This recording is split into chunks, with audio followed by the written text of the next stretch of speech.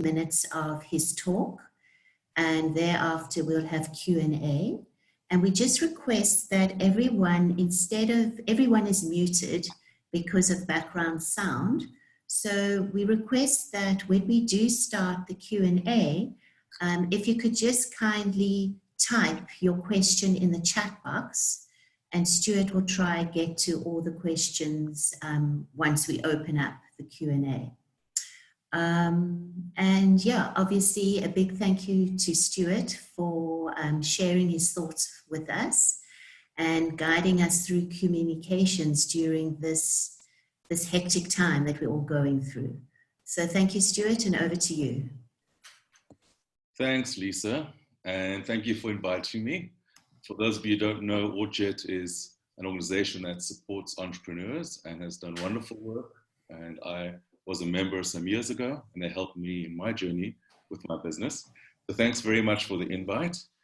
And good morning and welcome to everyone. It's wonderful to see so many people here. Some are people that I know, and some are people that are out of my network. Just to get a sense of who's here, perhaps you could type into the chat to everyone. Just let us know what kind of business you run. Are you an entrepreneur, an individual? Are you someone who's running, who's part of a large JSE listed company or a non-profit organization or government? Why don't you put in the chat just a little blurb of where you come from, so I know who I'm speaking with, and you'll see that becomes very important later on. So a little bit about myself and my company. Roth Communications is a full-service consultancy. We specialize in sustainability communications and employee engagement. And we have a subspecialty in behavior change. And this is why this message is, this communications is so important, because communicating about COVID-19 is around behavior change. The way we act is completely different, has changed. And so we're interested in helping people change habits, educating them so they learn and they understand why it's important. I founded Roth 7 years ago. Previous to that, I have about 15 years experience working in communications, starting as a writer, a trainer, a teacher, and working with some of the largest companies, NGOs, universities and government departments globally, but mostly focused in Africa. So that's a little bit about me, and feel free to check out our website, www.rothcommunications.co.za. Along with the Q&A, I will put all the contact details at the end, and Lisa's agreed that we can send this presentation later this afternoon or at the latest by Monday. So I'm seeing here that we have a marketing manager from Bombela, Gautrain. Hi there, culture change management consultant. We have a gallery communications person, marketing in Cape Union Mart, an individual writer of sustainability reports, PR agency, consulting business in the FMCG space, and small enterprise development agency, CEDA. Wonderful. So a whole range, and I'm hoping to cover that. Di is from a small video production company, and Llewellyn is from Origin Organics, Moringa Products, and Mensch, Jewish Social Change, NPO. Wonderful. So I'm hoping to share all of this and have examples from all of these different businesses. So let's first talk about crisis. And a crisis can be defined in three ways. It's any event that threatens your business. And again, by business, I mean, it could be as an individual independent contractor, or as a JSE listed company. So when we say organization, business, I use that interplaying in this.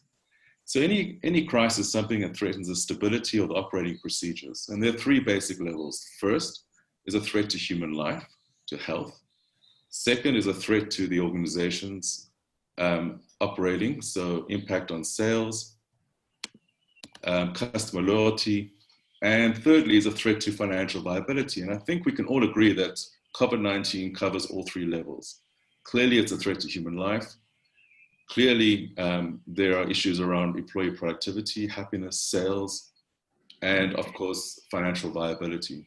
And in this webinar, we're going to cover crisis communications from crafting an initial message at the beginnings of a strategy, all the way through to discussing what happens post COVID-19. So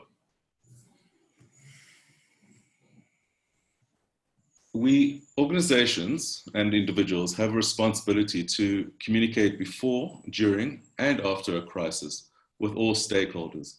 By stakeholders, we mean your clients, your customers, suppliers, employees, and partners.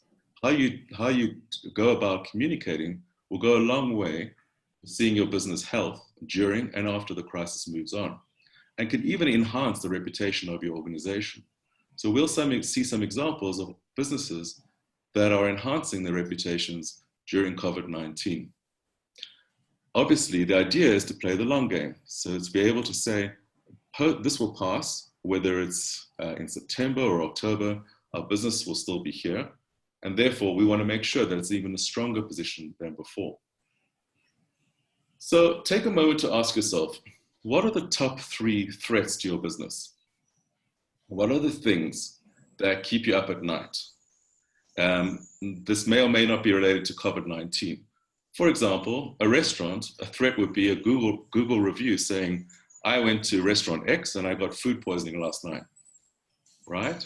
For a law firm, it may be a sexual harassment or racism incident. Any of these could potentially be a threat to public health, threat to your organization's reputation, or a threat to financial viability, or all 3. So what are the 3 biggest threats that you think your business could fall under? And if you'd like, you could write that in the chat. What are the 3 things that keep you up at night? And it will obviously differ according to your business. So the key thing here is that if you have thought about your threats, then you would actually be able to look at what's called a holding statement. A holding statement is early response to any threat. Now, most of crisis communication actually occurs before the crisis happens. So it would be something like, you've thought of the greatest threat, if you're a restaurant and the threat is a bad review, and you already have a holding statement prepared. A holding statement is a very quick response. It is very broad. It's usually implemented within an hour of the crisis happening. And it should include the 5 W's. So who, what, where, when, why, and how. So this example here on the screen is an example of a hotel chain. And they have a holding statement for a natural disaster. As you can see, it's very broad. It doesn't give specifics. We have implemented our crisis response plan, which places the highest priority on the health and safety of our guests and staff. Our thoughts are with those who were in harm's way, and we hope that they are well. We will be supplying additional information when it is available and posting it on our website. So as you can see, this statement was prepared before the natural disaster. It doesn't matter if it was an earthquake, a tsunami, or a fire. The hotel, in this case, focus on the health and safety. So they're describing their values. They say that their thoughts are with people in harm's way. And then they also promise, and this is very important for a holding statement, that they will supply additional information. And so your holding statement, regardless of what it's about, must always have something where you say, we're concerned, we know that this has happened, and we will get back to you as soon as possible. So let's have an example. So let's have a look in the chat. And Jason has said, my cash flow is the biggest threat to the business due to my clients' lack of cash flow. Absolutely. And that is a piece, of course. So this crisis communication is more dealing with an external crisis than cash flow. But even with cash flow, and we're going to look at businesses that are looking to actually close and how they deal with their crisis communications. Because even if you're closing a business, there's still a good way to communicate about that and a bad way to do it. So thanks, Jason. Let's have a look at a different example of a holding statement to do with the coronavirus. So I'm going to just move into a different space here, if you'd excuse me, to find, here we go. So this is a holding statement from a consulting firm. It's actually my brother's company, the Change Consulting Group. And as you can see, they put on the website and also by email a holding statement. And this was done very, very early at the beginnings of the coronavirus. And it states, it's addressed to everyone. We are together in adversity and success.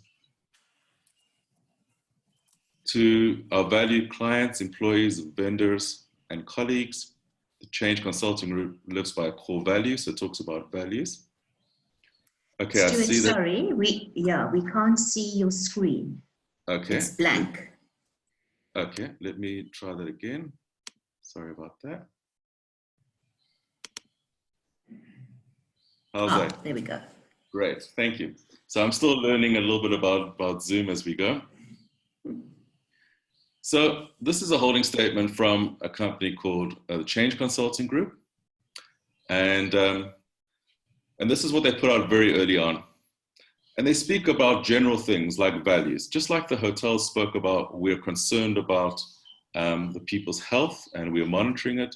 So they say, we are steadfast in our commitment to protecting all members of our professional ecosystem from risk of contagion.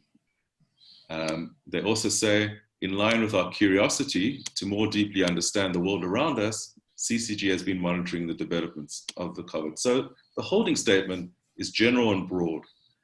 And again, what they do is they go back, and if you go at the bottom, they say, again, this information piece, we are monitoring communication from the South African government and Department of Health. We will keep you informed of any further changes. So very broad, but at least you're acknowledging that A, there's a crisis. B, you're putting your values at the foreground and you're saying we're concerned about this. And C, we will get back to you at the right time. So this is what a holding statement should be. So I'm going to go back to this. So how many of you have put out holding statements so far? How many of you have made a response to COVID-19? And it could be anything. It could be something along the lines, again, of we know this is happening. We are open for business. These are our concerns, and we will get back to you. If you could just put into the chat box, maybe just a Y for yes. Okay, so Jody says that Mensch has. Kelly says we have posted a short statement on our homepage. Angela, we have for our tourism client. CEDA's put a statement on the website. Yes, no, yes, yes, yes on Monday. Okay, great. So, okay, Gautrain has, Cape Juice. Okay, wonderful. So it looks like most of you have. If you haven't, it's Oceana Group, the CEO has done a video. So this is great. At the early stages, it was still possible to do videos. And that was really effective when the CEO director actually made a video and sent that. So who develops this holding statement? Well, it's the crisis communications team. And you may ask, crisis communications team? Yes, it's imperative that every organization has a crisis communications team. And again, if you're an individual entrepreneur, that would be yourself. It might be a friend or a colleague who has experience in communications. It might be a writer, it might be your social media person. But in organizations, you're looking at whoever's the leader, the spokesperson. Now, the spokesperson doesn't necessarily have to be the CEO or the director. The spokesperson has to be trained and they have to be comfortable in front of cameras. And I can't stress this enough. We've seen over and over again, someone who might be an excellent public speaker just falls apart in front of cameras and clicks and whirring. It's a different psychological point completely. And so there's specific training, and we offer this for crisis communications, for going in front of cameras, for speaking to the press and making sure that your message is delivered correctly and that the journalist is not going to misconstrue the message. Your social media or your media manager person is essential because these days most of communications are going over social media. Your head of comms or marketing, head of HR is essential because, as we're going to see just now, one of your biggest stakeholder groups is the internal, so your employees are some of your biggest. And then head of operations, we're going to have a look at some examples from the retail sector and how they've been affected by COVID-19. And of course, head of finance. So if you haven't got a crisis comms team, it's never too late. As we said, it's never too late to think of your threats, to think of your holding statements. Remember, COVID-19 will pass and there'll be another crisis coming along at some point, I'm sorry to say. And so out of the 12 steps that are necessary to deal with the crisis, about 7 are actually done before the crisis, including setting up your crisis communications team. So regardless of whether or not you've put out a holding statement or whether you've communicated so far, now is the time to communicate with stakeholders about the coronavirus. It's better late than never. And to do so, you'll need a crisis communication strategy. The ramifications of coronavirus will be with us for a long time. As we can see, there are some implementations that the lockdown may be lifted, but even post-lockdown, there are going to be things that need to be communicated to your stakeholders. So let's have a look at what a communication strategy looks like. The first thing to understand is that it's all about segmenting your audience. It's all about understanding who are you speaking to, how do you speak to them, what channels do you use, and who should speak to them. Now again, your marketing or communications team should have done this already. You should already know who are our clients, who are our suppliers, who are the partner organizations, who do we speak to, how do we speak to them, how do we reach them? Do we reach them by Facebook? Do we reach them by Instagram? Do we reach them by WhatsApp? Most employees these days are most easily reached by WhatsApp rather than email. If government is a stakeholder, it may be required that you reach them in a more formal way. So it might be that you need to send letters and reports. So any communication strategy starts with a stakeholder analysis. What are the key messages to each, the channels and the spokespeople? So if you're a hip Melbourne restaurant, this is one of my favorite restaurants, you probably will be communicating on something like Instagram. So here you can see with a lovely photograph, and you open the comments. So because you want as many people to comment, to share, to like, right? And you put a nice little hashtag or something, as you can see here. So if part of your stakeholders, if your clients are hip 20-somethings, you'll be communicating on Instagram and you'll be using nice pictures.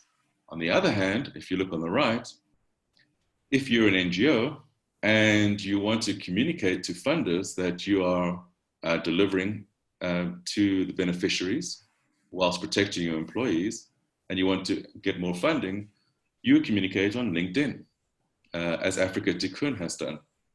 And LinkedIn is more formal, it's for organizations and for professionals, whereas Instagram, as I said, is for more millennials. So the channel is very important. Understanding who you are, who you're speaking to is essential. And what happens when you get your audience wrong can be a big problem. So we're seeing a lot of schools, and we're going to look at schools a bit later, but schools are communicating with parents and with students, right? How do we teach? How do we deal with online learning? This is from a friend of mine, actually in Vancouver, Canada, and she posted this on Facebook just this morning. Dear parents, students, we'll be meeting on Teams during your block 1 to 3, Wednesday, 10:30, 1 to 4, Wednesday, 1:30. I'll post assignments, which will be due on the day 1 week. I'll be available during. And then she writes, when the beep is any of that, I don't speak high school schedule, right? And look at the There are 3 kind of unlikes, 11 comments. So what happened is the school combined parents and students together and communicated out to them.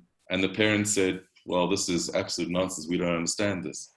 They should have actually segmented the 2 audiences.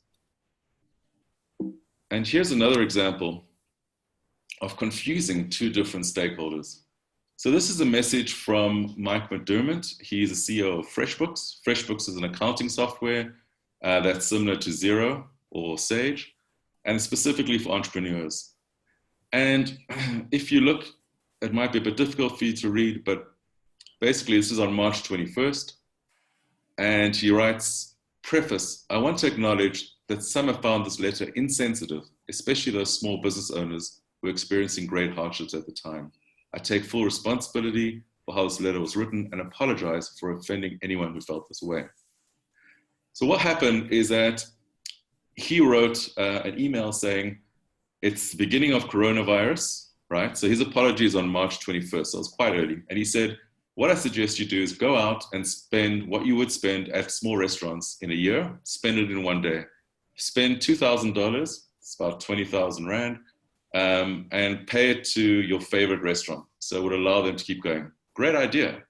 Unfortunately, his audience are mostly small entrepreneurs, including some of those restaurant owners, who don't have $2,000 free cash and who are struggling to keep their businesses afloat while the doors close. And so he got a huge backlash from people who said, how can you be so insensitive? We don't have that kind of money. If he had written this to high net worth individuals, maybe large corporations, it would have landed better. So if you don't think through your segments or your stakeholders and you confuse them, it can really land in a bad way. So assuming that you know your audiences and your channels and your spokespeople, let's look at how to create a crisis communication strategy. And we're going to look at 3 scenarios.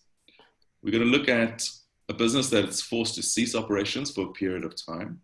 And specifically here, we're looking at retail. We're going to look at a business that's still operating, but is changing the way it works. We're going to look at schools. And we're going to look at the one that no one wants to talk about, but businesses that are shutting permanently. So here we have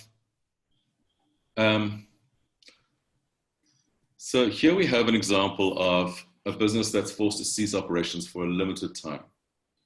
Okay, and we're looking specifically at retailers of non-essential items. So to do this, I'm just going to have to switch screens quickly. And okay, can you, oops, that's not the one, sorry. Let's have a look here.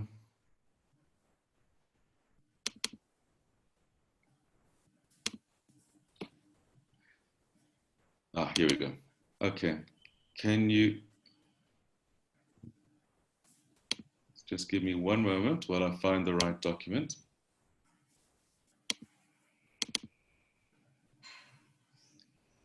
That's strange. Don't know why it keeps doing that.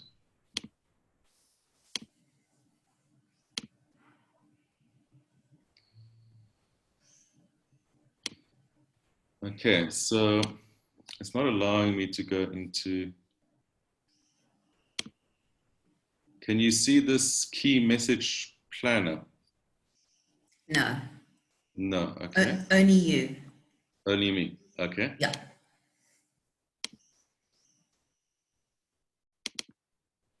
How about now? Yep, we can see Great. it. Thank you.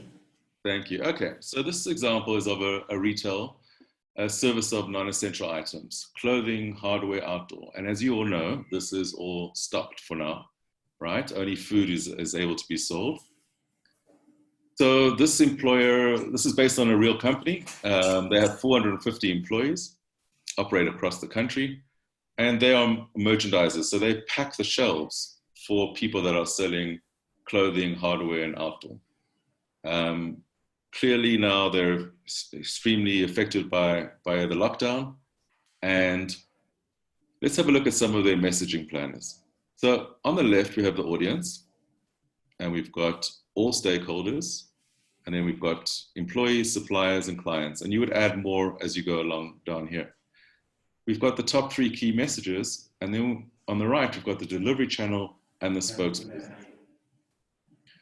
So to all stakeholders, what would be their top messages? And these are the messages that we saw in the holding statement. These are our values. This is what we believe in. So, for example, number 1, we are concerned about the future.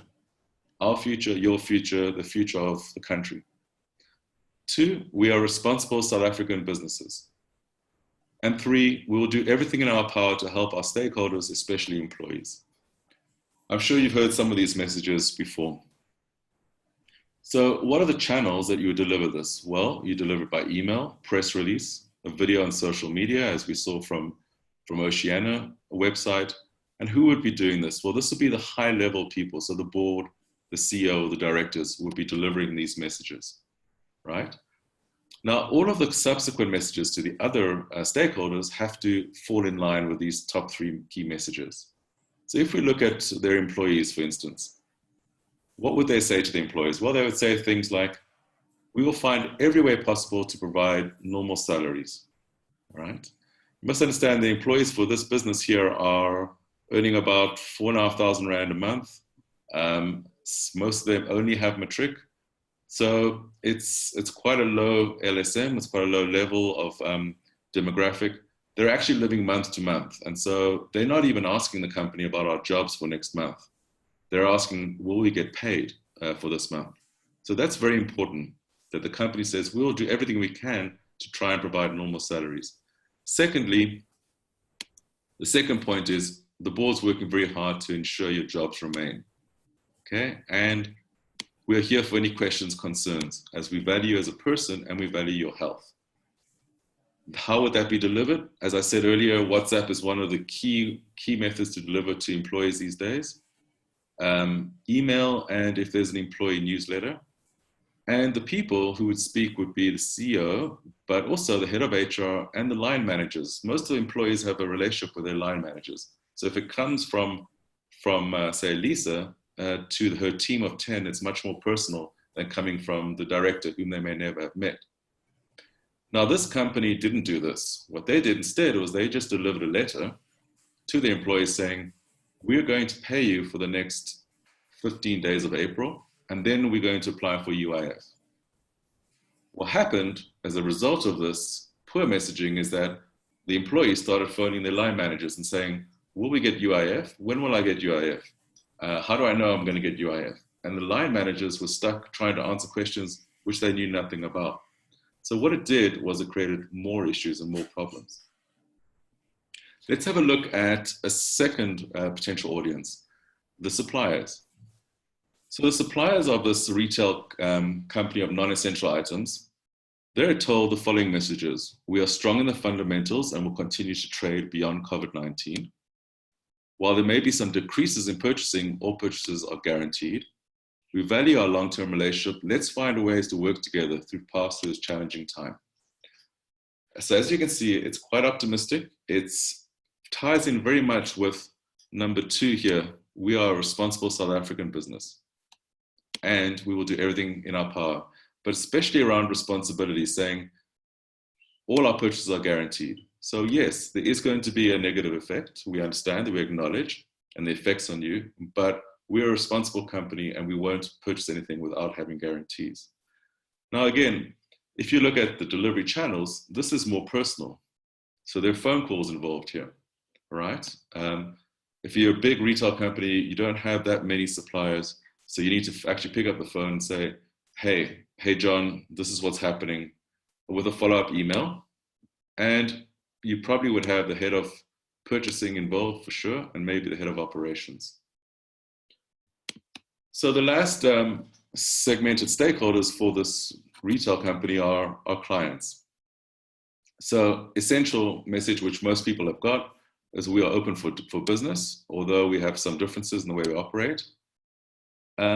And putting a positive spin, COVID-19 is giving us opportunities to relook at our practices and improve on them. And again, an idea of collaboration. We are here to help you work out any operational issues, which ties into, we will do everything in our power to help our stakeholders. It's about cooperation, collaboration, and finding mutual solutions. And again, some of these would be through phone calls, and you would definitely have the head of sales as one of the spokespersons involved in this. So I hope what this does is it gives you just a very general idea of how you need to segment, find and locate your audiences, right? Secondly, find out what are the top key messages for your organization, and then look at the delivery channels and the spokespeople that will deliver them.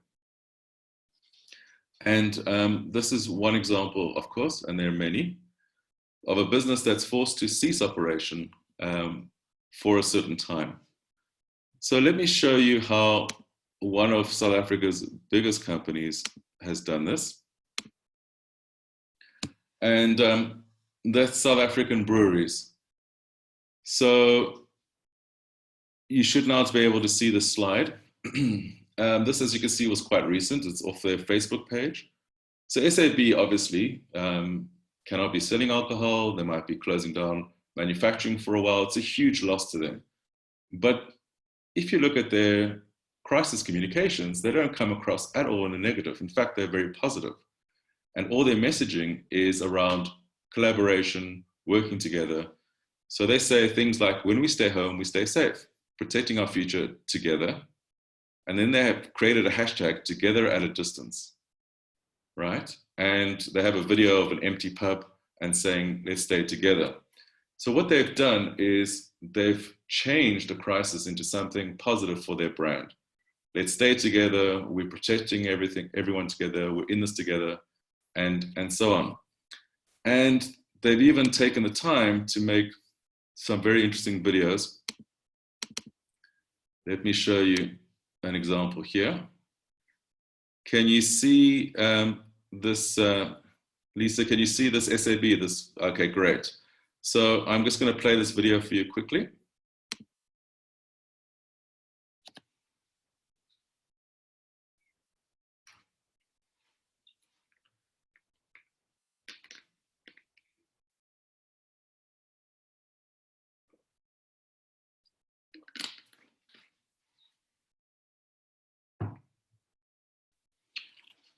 Okay, so as you can see, they have taken what is a disaster for them from a financial perspective, and they're taking it into a brand reputation piece, right?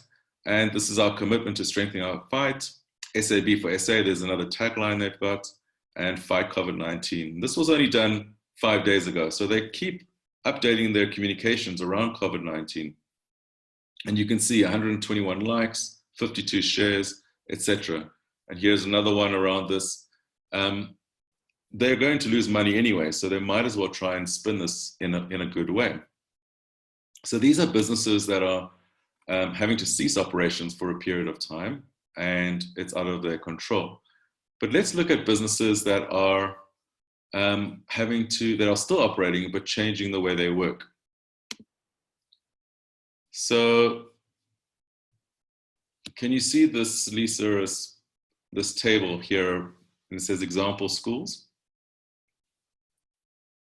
No, okay. So let me have one sec here. So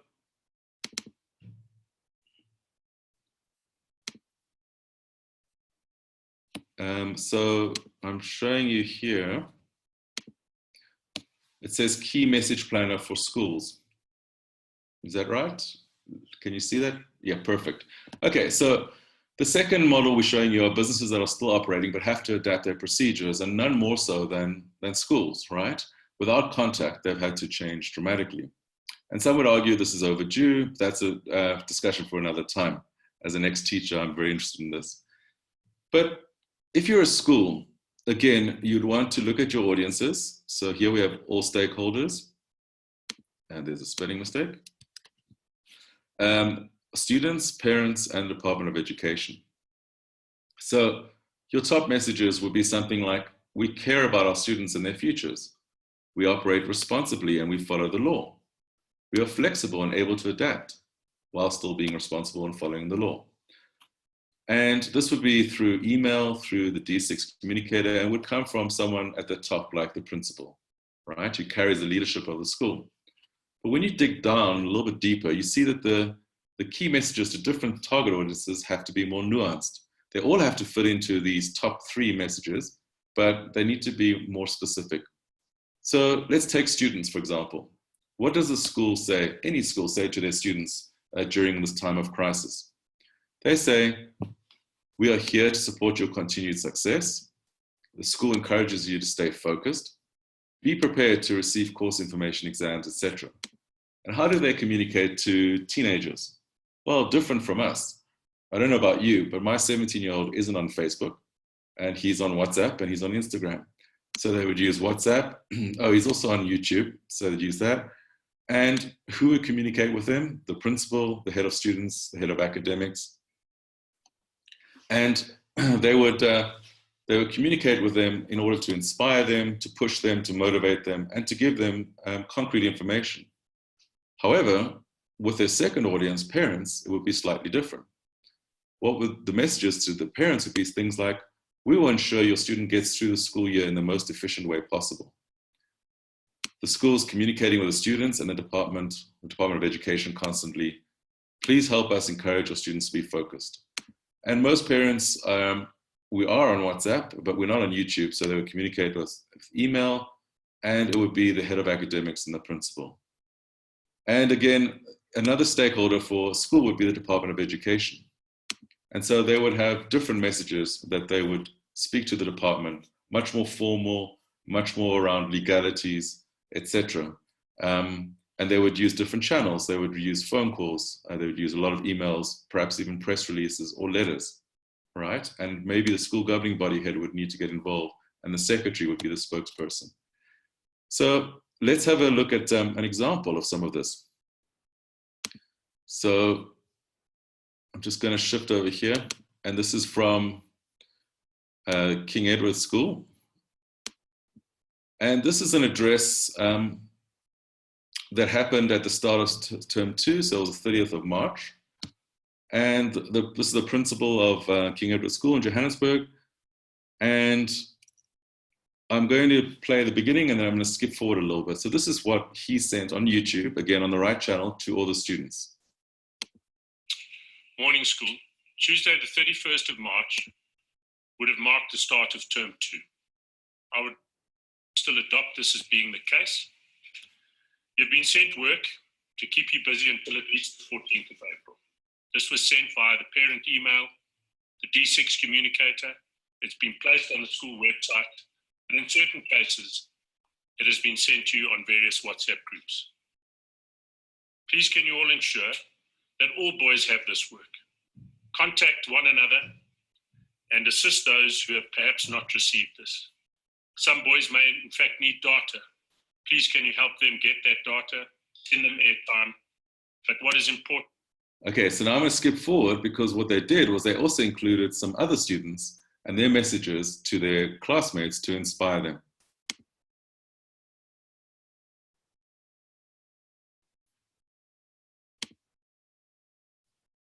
Safe, gents. Hope to see you all soon. As lads, I hope that we're all safe and healthy and staying indoors as the President and the government have requested. And to the rest of the matrics, I hope that all of us are working hard and covering all the work that we're missing so far, and staying confident enough that we'll do well enough in the prelims and the rest of the exams that are following. And to the rest of the school, I hope the lads are fit. Okay, so you get the idea there that it was a message that was from the principal to and the others and the head boys to the other students, and that was directly to motivate them, to keep them focused, etc. But the messaging that we're getting as parents is very different. We're getting emails, and the message that CARES is sending us is around what will happen to the schedule. How can we be sure that our boy will be able to go through? And this is an extract from a longer email, but as you can see, the principal is writing to us and saying, there are 3 key aspects to the draft which I wish to share with you. Recovery of teaching time, curriculum interventions, review. Very factual, very much based on assuring us that they are actually looking at things like timing and how to how to make up time, and that our boys will actually be able to go through the year. Different target audience, different method of communication, different style of communication, and much more welcome. So every crisis has a silver lining, and some businesses that are still operating but changing the way they operate are doing so in ways that are really helping to build their brand. And this is a post that I came across on LinkedIn by a doctor. I don't know this doctor. It was liked by someone that in and as you can see, she's got 4,633 likes and 226 comments, right? So this person who I didn't know at all before someone in my profile liked it. And all she does is she's put 2 photographs and she writes, "Today during one of my consultations, something hit me like a ton of bricks. Obviously, you know that most of the time we see patients without a mask and they can see my smile. Now, during coronavirus, I have to wear a mask and I realize that my patients may not be able to connect with me so much." And that's all she said. And people started replying to her and saying, well, you could put a smiley face on the mask, people can still see the smile through your eyes, etc. As I said, this is just one person, an individual person who's managed to make a name for themselves through that. And then staying with retail, Woolworths have sent out this newsletter, and this is what they sent to all their clients. And what I like about it is that, again, they've turned the coronavirus into an opportunity. So look at the front, 20 days done. Don't let the extended lockdown get you down. You've done the first 20 days and you've got this. And then they give some different ideas. And then at the very bottom, they actually turn coronavirus into a business. You can order fashion, beauty, home items now for delivery after lockdown. So again, it's retail that's been affected. They have to change the way of doing things, but they've done so really efficiently. Okay, so we can't see this. Okay, sorry about that. Let me get back to that. Can you see the Woolworths ad now? No? Okay. Okay, now you can. Great. So let me go back. So this is the doctor's ad, in case you didn't see it. As you can see, she just posted 2 photos of herself and a little description. And as you can see, she got 4,630. So this doctor has now made a name for herself, certainly for me, for you guys, and for another 4,500 people by posting about how the virus is affecting her. Here's the Woolworths ad. Here's the opening, 20 days done. Don't let the extended lockdown get you done. You've done the first 2 minutes. You've got this. Try some new things. They give you recipes. And here's the business piece. Ordered food online. We're still delivering. However, slots are very full. You can order fashion, beauty. These are the non-essential items, right, for delivery after lockdown. Wow. So they're increasing their cash flow while they're doing it. Okay, the last is businesses forced to shut down. Now, no one wants to talk about shutting permanently, but in communications, it's often the way you communicate rather than actually what's done that's important. If your business is going to shut anyway, and I'm sorry if it is, and as a business owner, I understand how difficult that is, rather communicate the inevitability of the shutdown in a good way. This lays the foundations for endeavors going forward, both for you as a person and for the organization. So here's an example from one of South Africa's most beloved retailers and CEOs of how to treat suppliers right. And I'm sure you can see already that it's about EdCon. So I'm going to just play this for you. And I'm going to play you the beginning of the clip and then the end of the clip. And listen how Grant Patterson, the CEO, speaks to suppliers. This is a conference call with EdCon suppliers. I'm not sure how the 702 got hold of it, but they did. And listen to the way he communicates with them. He's still giving them the same information. I'm sorry, we're going to have to shut down. We can no longer buy from you. And we may not be able to afford to pay you for what we've already bought, but he deals with it in a different way. So let me know if you can hear this.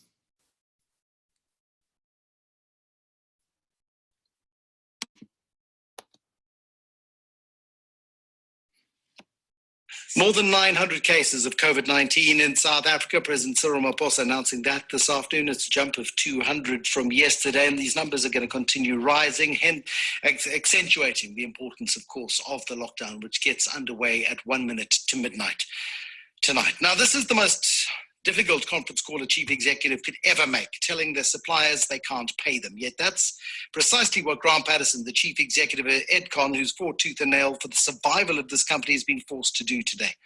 I've got audio of that conference call. I'm going to play it for you in a moment. But if you think the lot of a chief executive in an unfolding crisis is easy, I urge you to think again. Listen carefully to what he says to his suppliers. Listen to his tone of voice. Listen to the fact that he is a guy with his back against the wall. He's talking to his suppliers, many of whom are SMMEs, who themselves will be dependent on Edcon's order book. Many of these people will have supplied Edcon in the last month or two, and will be anticipating payment for their suppliers, the goods they supplied, the trousers, shirts, and for good as they're made. That money's not going to come, many of them. I am therefore unable to make you any promises other than to keep you updated of developments or plans that the board approves. For your own planning, it would be prudent for you to consider that orders already placed with you may be cancelled. I encourage you to work with the buyers and planners in this respect. The DC will remain closed, and that any future trade between us will be dependent on your assessment of our ability to pay for both arrears and future purchases and orders and services. In the midst of our own stress and fears, we acknowledge the material impact our financial situation has on you and your businesses, and the devastating effect our decisions will have on your operations. We can only sympathize with you. Excuse me.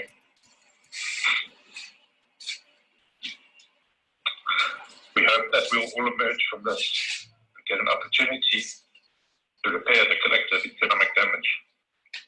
Management and the board of Edcon wishes you and your employees and your families safe, good health during the upcoming weeks. Thank you all for listening. I've never heard anything like that. The consequences of this lockdown are serious. Okay, so as you can tell, Grant Patterson broke down at the end there, and was visibly emotional,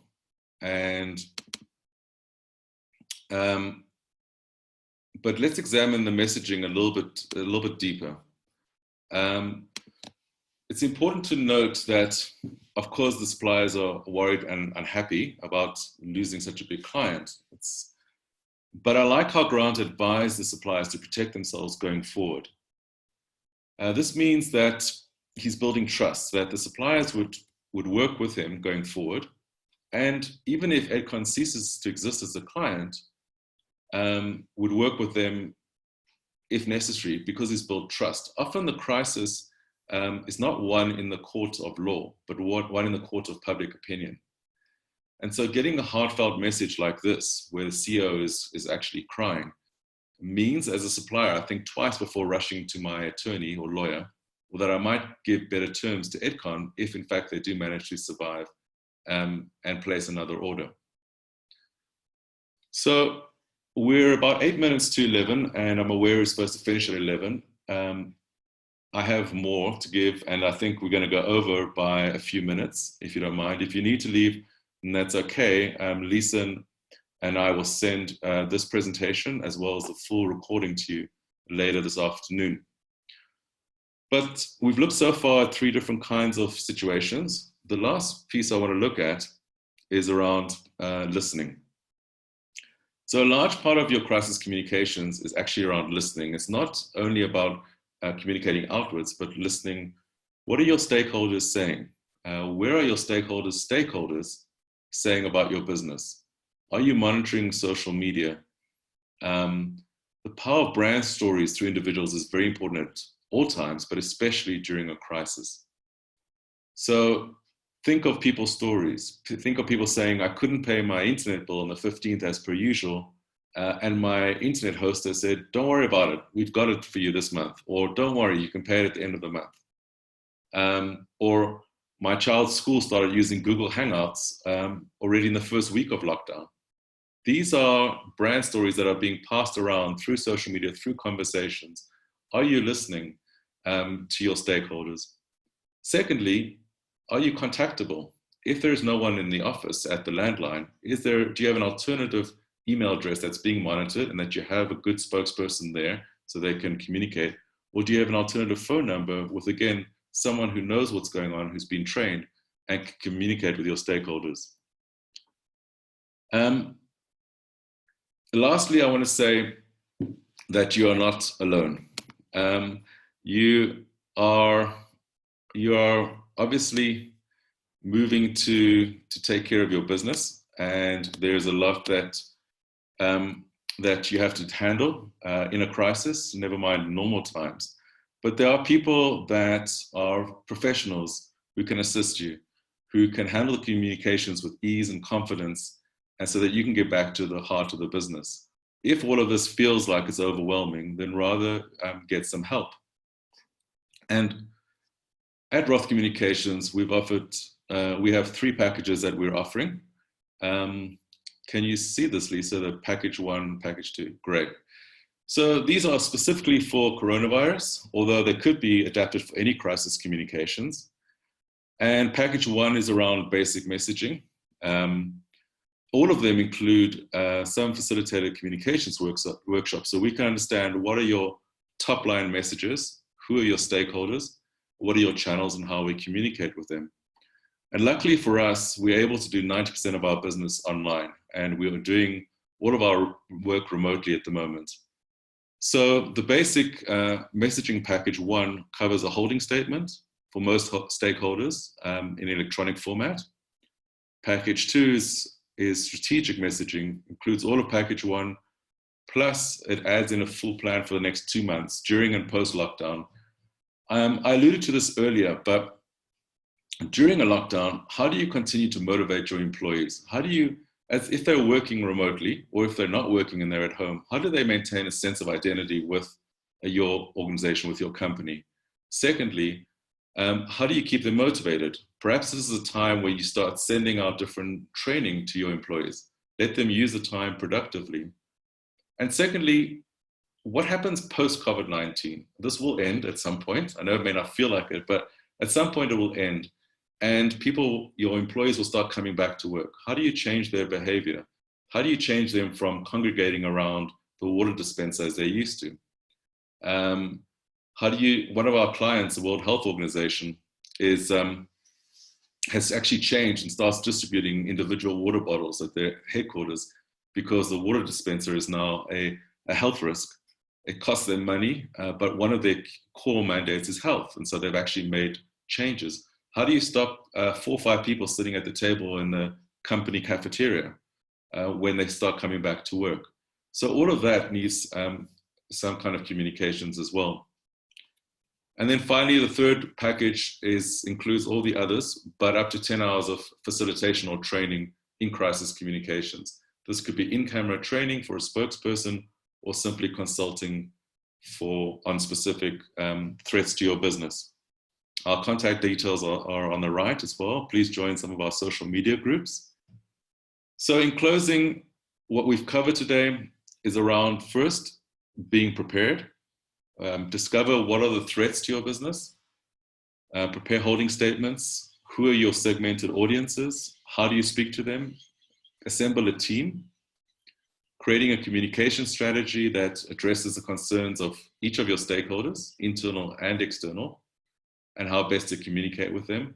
And if you're unsure, do some research. Speak to your clients, speak to your employees, consult with them. This is a time to actually be vulnerable, to open up, and to speak to your different stakeholders and ask them, how's it going for you? What do you need? What are your thoughts? What are your fears right now? And finally, if necessary, get help from professionals out there. So on that note, I would like to open the floor for some questions. I know some people have had to leave. If you'd like to type your questions in the chat box, I'd be happy to, if it's okay, Lisa, to spend another, say, 10 minutes answering some questions. So feel free, and perhaps also just tell me where you're from, so I know what kind of organization you're from and what your question is or your observation.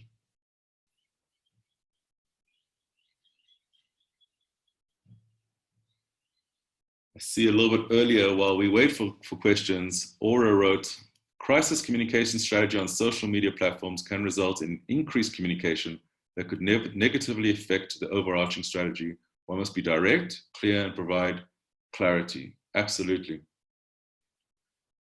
So it's very important in a time where people are very anxious and are worried and are unsure that anything you communicate is, first off, you can back it up, it's going to happen. And secondly, communicate efficiently. Rather use less words. Less is more in this case. So people are also being overwhelmed right now with everything from recipes to 21-day challenges in lockdown. And therefore, your communications has to be very targeted, very clear, and very precise. Leah says, I think many organizations will be wondering how to pick up staff morale when getting back to work after lockdown. Absolutely, Leah. And that's why I think it's important to be doing that now, to actually be working on your staff morale before they come back, so that when they do come back, your staff are enthused and they're happy to come back. For example, I saw a webinar that was held, an internal meeting where all the staff dressed up as their favorite superheroes. So you had Superman and Spider-Man and whatever. And it's just a fun way that people could, again, connect with each other as they would in the office space. You know, if you had a casual Friday, here they had a dress up, but they did it all on Zoom, and they still had their business meeting. But just something simple like that increased morale. Angela writes, post-crisis communication plan for clients, ? Any additional advice? Angela, it's a great question. I think that it's, again, about understanding the client, having a discussion with them, what kind of business they do, who are their stakeholders, and then being able to match that. So in order to do communications, we have to understand your strategy. You have to understand what you do, how you do it, and who you speak to. And then we can start to provide communications. But certainly the point, and I think I'm very glad that you're getting that there needs to be, we need to start preparing for post-COVID-19 communications. Dean writes, targeting, I agree, is very important. The question I have is, when is the communication too much? How often on which mediums? Great question, Dean. And very difficult. Again, you can ask your clients, you can say, what would you like to hear from us? You know, Woolworths could say to you, would you like newsletters every week with recipe ideas? Or would you like just one when we launch a new product? That's showing a lot of respect. It takes more work. So in the example of the school, of CARES, they recently, this week, sent us an email asking parents about our capacity for hosting wireless classrooms. So they're surveying the parents saying, do you have Wi-Fi at home? Do you have bandwidth? Does your child have a computer to work from? Before they start doing this. And we welcome that because it means they're connecting with us. Communication is always a two-way street. Aura writes, Capitec, more hands-on, not so much online. They're battling right now due to this. Yeah, so I think one of the positives of the coronavirus crisis is that a lot of people are going online. We are certainly putting some of our trainings online. People are learning to work remotely and virtually. And it's, and so we're adapting the way we do things. And I think that that's a real benefit. I think we're getting rid of a lot of paper stuff. When I heard, for example, that this retail company was sending letters to their employees, I thought that's just a little bit crazy.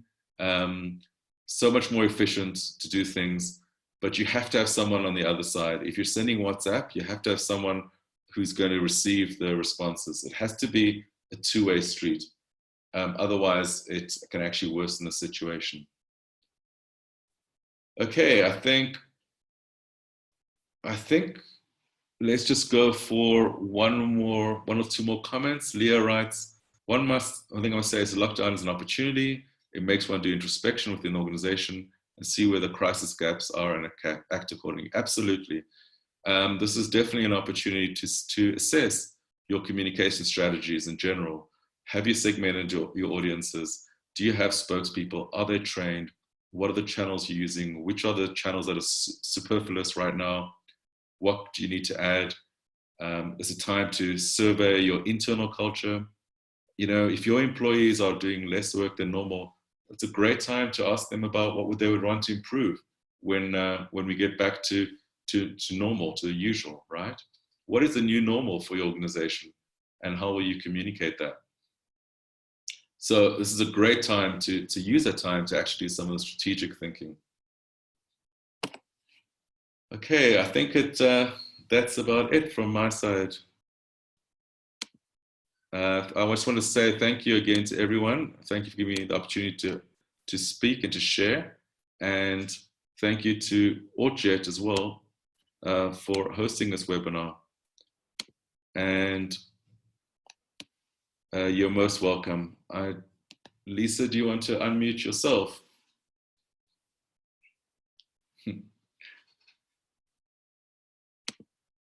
You can't do that, okay. Technology. I'm struggling to, here we go.